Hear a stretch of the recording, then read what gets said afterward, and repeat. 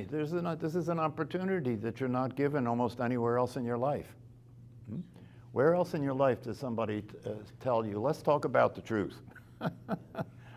Let's talk about our confusion. Let's talk about our suffering. Let's talk about what's going on here. Something's going on here. These teachings have existed for as long as human beings have existed, in some form or another. There's always been awakeness because awakeness has always been here. You know, the awareness that is your true nature has always been your true nature since human beings have existed. And so there's always been people who, among the humankind, there's always been people who have noticed their true nature as awareness itself. And those people were always the minority, because the thing that dominated the tribe, right, was survival. That dominated the tribe, because if we didn't survive, nothing else mattered. So that became the most important thing. Once that got addressed sufficiently that people had spare time, then they would be willing to talk about other things, right? But then they got interested in what they could do and what they could have with the spare time other than dealing with the truth. So that took that over, and we're still there. You know, what people use their intellect and their brains to do was to create more and more distractions, more and more toys, more and more ways to keep from paying attention to the truth, you know, and to create a world of distractions, a world of opportunities to play video games. By the way, when I say play video games, I'm referring to this. Because if you listen to the most current physics masters, if you listen to the most current people who have studied physics, they say that the evidence is pretty clear that what we think is reality is a virtual reality that's being created by your mind. These are scientists. These are not spiritual teachers. And so the fact that quantum mechanics has come to the point where they can agree with what was discovered directly over 2,500 years ago is pretty significant. That now there's no argument between science and these teachings.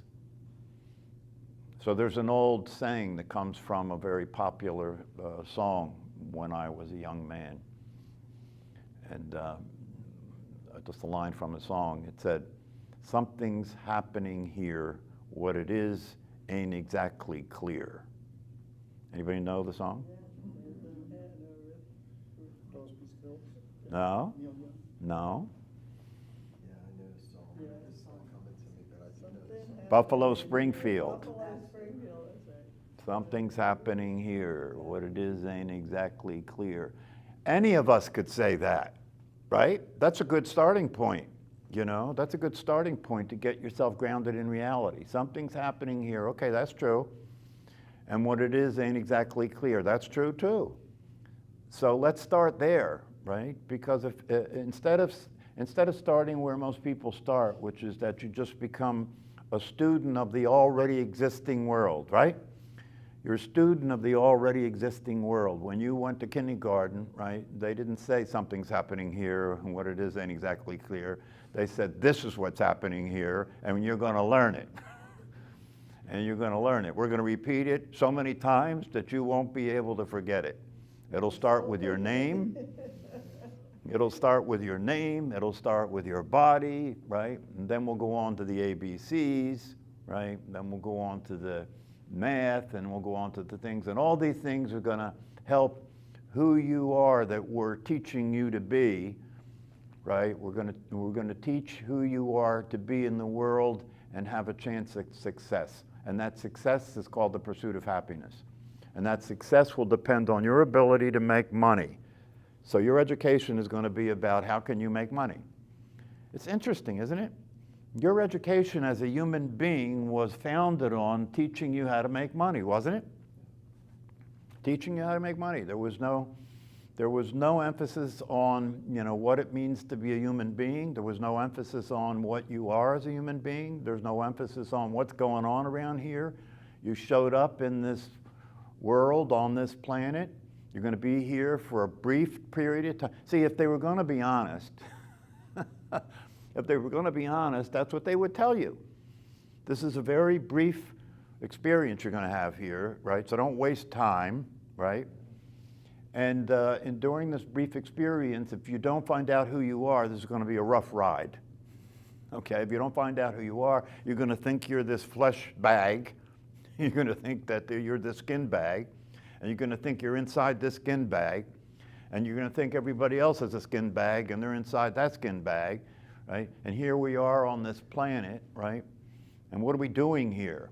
What are we doing here? Well, we really don't know what we're doing here.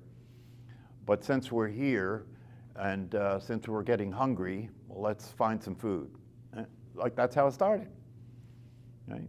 Then it went on from there. Right? So the opportunity and the possibility that meditation offers us is to slow down, to sit still, to undo all the tension that's built up in your body, to start to go into a relaxed way of being by sitting still and letting the body relax, letting the body get grounded, letting the body calm down. And then instead of allowing your attention to jump all over the place all the time like you normally do, let's focus it on the belly breathing. Let's focus the attention and the awareness on the body breathing and move that attention and awareness away from the constant mental state that's always changing, always moving, unstable, neurotic, crazy making to live in this state of mind. So let's sit still and be quiet for a set period of time. And what happened when people did that as a way of seeing if they sat still and was quiet for a period of time to see if they could see something other than what they were thinking. You follow that? That thinking was something that people were experiencing, so they were living in a thought world. They were living in a conceptual understanding about who they are and about what existed. And there was a lot of suffering going on there. There was a lot of competition going on there. And so people started to want to relax somehow, people wanted to experience peace somehow. People wanted to come to get some answers here about what the hell is this all about, what's going on here. And so one of the things that people ended up doing was just sitting still to try and relax so that they could sleep and their body would be healthier. And then as some of the people who were doing that did that, they started to notice that as the body relaxed and the mind calmed down, they started to notice what they could call seeing. They started to notice what they ended up calling seeing. Not thinking, seeing. And they called these people seers. Seers. What were they seeing? Well, they found out that if I sit quiet long enough and if I let this mind calm down by paying attention to something besides that, like maybe the breath, right? That if I do that gradually things get quieter, the mind gets quieter. And as that happens, I begin to recognize that there's something that's always been here. I called it me when they told me my name. I called it me when they said it was the body. But now that I've relaxed the body and calmed the mind, and it's quiet enough and still enough, this what I am is now starting to appear to me as something that has no form, has no shape, is always peaceful, has no form, has no shape, is always peaceful. And as I sit in this experience of this, whatever it is that's here, then I stay out of my mind. I stay away from the thought process. As I sit with this, I experience a calmness, a peacefulness, and I begin to experience this experience that I could call well-being. peaceful, calm, still, quiet. And there's this kind of happiness that's here. This kind of satisfaction. Right now I just don't feel like I want anything or I need anything. And I'm beginning to realize that I'm seeing something that's always here, but I didn't notice it before. And when I go back to thinking, it's not there. When I go back to thinking, it's not there. When I go back to thinking, what's there is this idea again about who I am as a physical body and a person with a name, and I'm back in this world, this conceptual world again. And when I'm back in that world, the stress starts again. And I start feeling anxious, and I start feeling depressed, and I start feeling afraid and concerned, and I start worrying, and I start acting a little weird, right? So then when that's the case, and I remember I've had this experience when I was sitting quiet, maybe I'll go back and sit quiet some more. So this is how it started. And then somebody who had that experience shared it with somebody else. Now that's what happened with the Buddha. He had this experience, right? And when he first had it, he didn't know what happened. He didn't know what happened. He knew something happened. It was very different than the ordinary way of being. And all the things he had tried to do for years and years and years to try and experience what else there is, if there is anything else, failed. Years and years of fasting and, doing all these things to try and discover, if there's anything else besides this limited life that we're going to be living. And when the Buddha finally experienced that there was this reality, this other reality, this realm of being in which you can be well all the time, when he discovered that, he didn't know how to talk about it to people in the beginning, so he didn't. But then after a while, people noticed how different he was, and after a while, people started asking him, what happened? What's going on with you? You seem different. So then he tried to start to talk about it, and that became the beginning of what we call the dharma, right? The teaching, right? The teaching. And one of the things he said is that all you need to do, right, to see what I'm telling you, all you need to do to experience what I'm talking about is sit still and be quiet and keep doing that over and over again for a set period of time. And keep your attention away from thinking. Keep your attention on the body breathing. So you eliminate all that activity, right? And now you've narrowed it down to just focusing on one thing, single focused attention.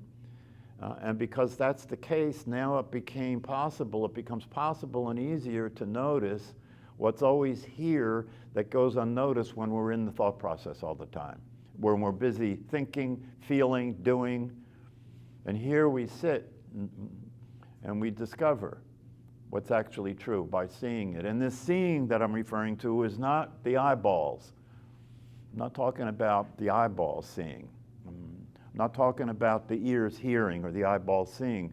When you come to this direct experience of reality, this direct experience of the truth, you discover that there's something looking through these eyeballs.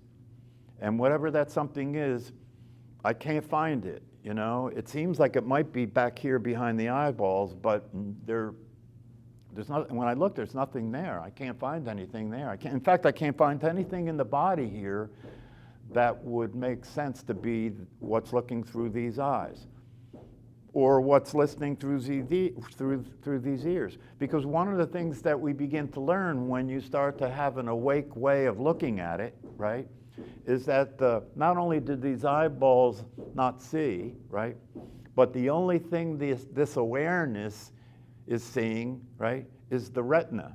The only thing this awareness is seeing is the eyeball. That's all it's seeing. The only thing this hearing is hearing is the vibration of the eardrum. So it turns out that I thought there was a world out there, but when I slow down and start to actually look, when I start to inquire into it, right, and the inquiry that I'm doing is looking for myself to see directly what's true. When I start to look at it and look and see what's true directly, I start to realize that which is going on here is real and alive, and I can't find the location for it. It doesn't seem to really be located in this body, and yet and yet there is a seeing going on here, and there's a hearing going on here, and there's a touching going on here. All the senses are working, right? And it turns out when I do enough of an investigation and I look at what the teachings tell us, it turns out that all of these sense gates, right? All of these sense gates, right, are actually the universe. All of these sense gates are the universe. You know, the retina on my eyeball is the universe. The vibration in my ear is the universe, right? So then the question becomes, oh, I thought there was a real universe out there. And now I'm discovering that the seeing I'm seeing and the hearing I'm doing for whatever this is that I am that's happening to is not seeing something that's out there, it's seeing what the senses are showing me. So this opens up a whole different reality. This is a whole different world that's significantly different from the way most people consider things to be, right? Most people consider there to be real time, real space, a real world out there, right? Most people consider that to be the case. That's the operational understanding, isn't it? Everybody's living in that, right? That if you practice meditation the way it was intended, which is to do every single day without fail, repetition is very important, and to do long enough for the effect to occur, you will wake up.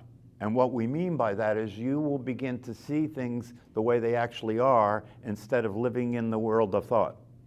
Instead of living in the way you think things are, being who you think you are, right? You'll discover that that's not actually the case. You know, who you think you are is a concept, and you're not a concept. Yeah? So you wake up and you start seeing things as they are, and when you start seeing things as they are, that's called reality, right? When you can start seeing things as they are, and when you start experiencing what you are as it really is, not who you think you are, now you're in a real world. Now you can get access to what you want because you're in a real reality. But when you're in a thought world, you can't get access to what you really want because it's not there. So you wake up in the morning, right? And when you wake up, who are you? And what's true? What's real when you wake up? You wake up in the morning, and what do you wake up to? You wake up to a voice in your head that's talking. It's talking, right? And you consider that voice to be you, right? You consider that voice to be you. Right? And it's interesting because when you start to pay attention to that voice, right? When you think that voice is you, what it's saying, you're saying. Right? When you think the voice in your head is you, when you think that you're doing the thinking, what it's thinking, you're thinking. Right? So that's it. You're thinking. You wake up in the morning and you're thinking thoughts about the day. What kind of day is it? It's raining today. It's not a good day. I have a little bit of headache. I don't feel too good. Right? So that's the world I'm in now. I'm in the world of being this body, and I'm in the world of what the thoughts tell me is happening. That's the ordinary world that people live in. Right? Now, when I start practicing meditation for a while and I calm down, the mind starts to calm down, the body starts to relax, one of the things that's occurred to me, especially if I've been studying the teachings that go along with this practice, is that voice that I have been considering to be me is actually not me. So right away, that opens up a whole new realm of possibility. Okay, if that's not me, what's going on here? What is that voice? Where does it come from? The evidence says it's not me. If I look at it, I can see the evidence says it's not me. Why? Because if I want to know what I think, I have to look to see what the voice is saying. Well, if I am the voice, why do I have to look to see what it says to know what I think? So when you start doing an inquiry, when you start to look at what's happening more closely and more slowly, you begin to see that you're living a life that's a dream, because the life you're living is a life that's given by the thoughts you're having all day long and how you feel and the idea that you're a physical body and your personality. But when I sit in meditation, if I do it consistently long enough, not only do I see that this voice isn't me, but now whatever or whoever I am is separate from this voice, because I can look at it and watch what it's doing. And it's doing all this judging and evaluating about everything that ever happens, including me. It doesn't let me sleep at night. right? It tells me stories that scare me, doesn't it? Right? So, and I thought that was me, right? And because I thought that was me, I figured I must be nuts. And if I'm nuts, I should keep that to myself. I don't want other people to realize how nuts I am, right? So this is going on for everybody. So we're all living in a private world, right, in which we keep it secret that we're crazy. And we try and learn how to act sane enough that nobody will find out that we're crazy, right? But then through practicing meditation and realizing that I am not this voice, right? Because I'm not this voice, I stop following it. I stop listening to it, and I stop following it, and I begin to recognize that I can see things directly the way they are instead of just going by what the voice is telling me. I can look for myself and see things directly as they are, and I can turn that attention inward and look backward and have some recognition of my true nature. And as I do this practice, what begins to happen is I begin to experience being grounded and being quieter and feeling happier and feeling calmer and feeling more peaceful as a practice every day. And then I begin to do the informal version of the practice, which is to, now that I've discovered my true nature as awareness, as I go through my day and I get lost up in thought, I go through my day and I get caught up in being the personality. Now what I'm practicing informally is as often as I can remember, I just stop and rest as awareness. As often as I can remember, I rest as awareness, regardless of the circumstances. And now I'm learning how to practice on the fly. Now I'm learning how to practice while the thinking is happening and while the emotions are happening and while I'm in action, right? So now what does that mean? It means I can be awake in my life as I'm living my life. And as I'm being awake in my life, it means that now that I know that there's a seer here, and this seer has absolute intelligence and wisdom. Now that I know that, I can live my life in a way where I can practice resting as awareness so I can get access to this awareness in my everyday life. And as I do that, I begin to recognize that I'm seeing things differently, and the way I'm seeing things is allowing me to see how to be that works. How to be that works. So I now have a practice in my life, practicing being awake so that when I'm in an awake state, I feel a sense of well-being and I can see things clearly, so I can see how to be in the world in a way that works. And what that means now is in my relationships with the people that I'm closest to, when I get triggered and emotions turn on and I have these negative thoughts about the people that I love, right? I stop believing all that nonsense, right? And I start just looking to see how can I express my true nature, which is loving and kind and caring with the people that I love. So it gives me a path to walk. It gives me another way to live my life. And the possibility that exists that we're talking about here is you have the possibility, no matter what your circumstances are, no matter how old you are, no matter what you look like, no matter how much money you have a real possibility of being happy, satisfied, peaceful, and experiencing a consistent, stable experience of enjoying your life. That's what the possibility is. Sounds unbelievable, right? Sounds unbelievable. Because even though it may be the truth, it still takes time, patience, and dedication for you to gradually experience it with consistency so you can live in that world instead of the thought world.